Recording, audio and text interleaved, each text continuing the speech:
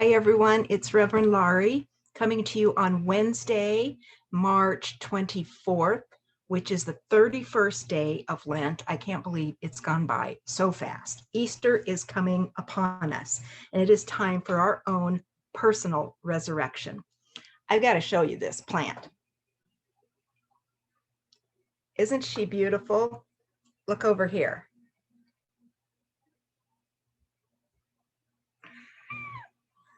11, almost 12 blossoms on my miracle Easter orchid.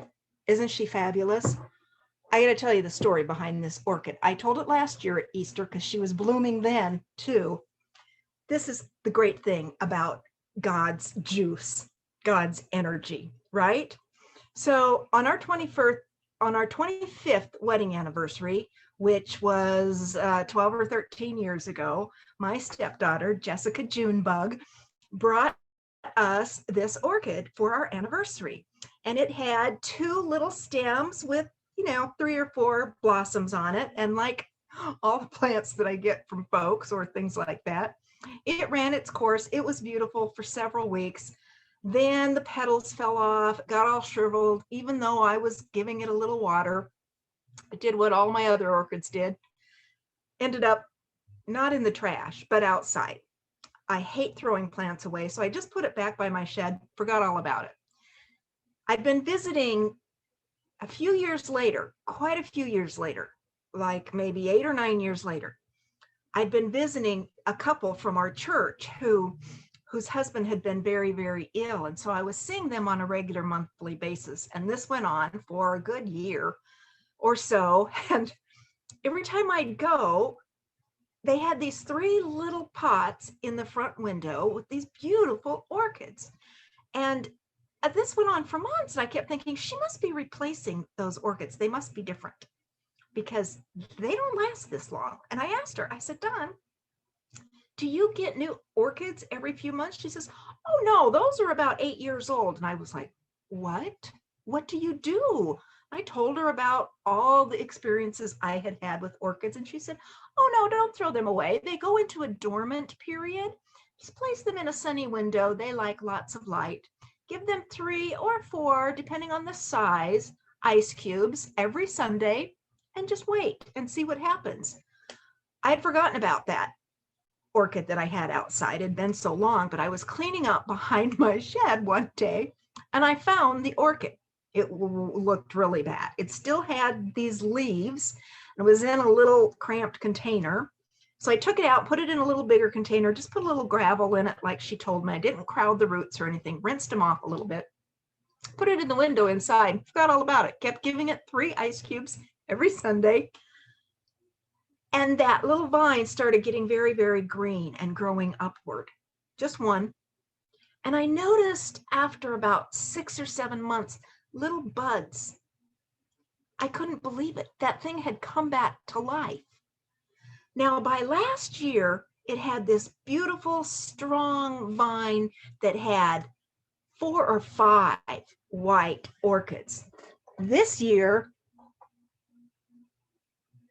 the second one.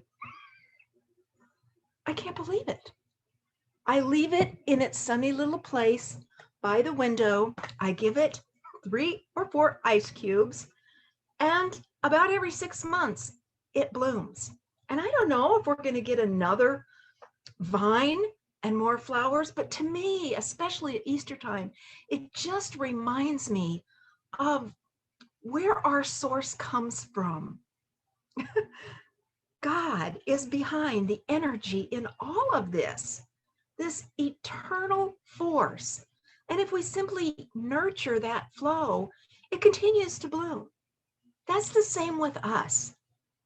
That's the same with us.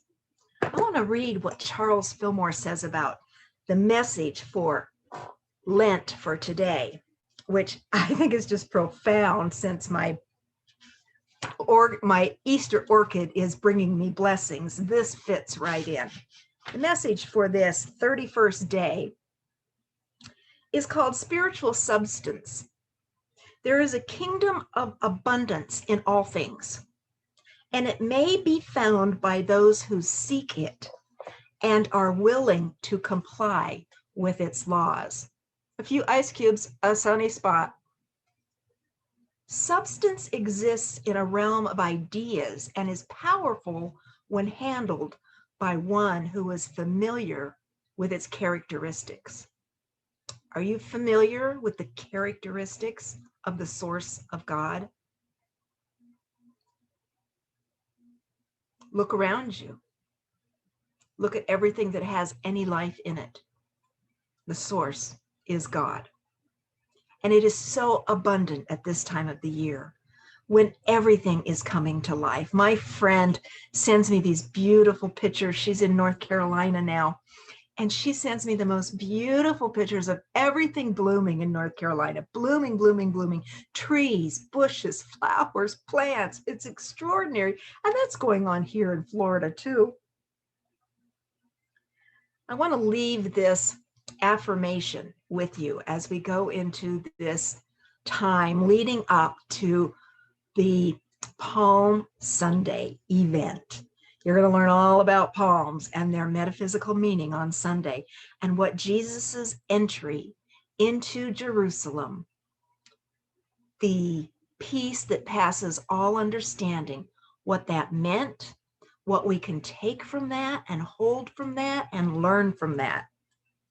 And with Charles, we affirm divine substance flows in and all its fullness into my consciousness and through me as prosperity into all of my affairs. We bid you adieu, and we will see you on Sunday. I love you. God loves you.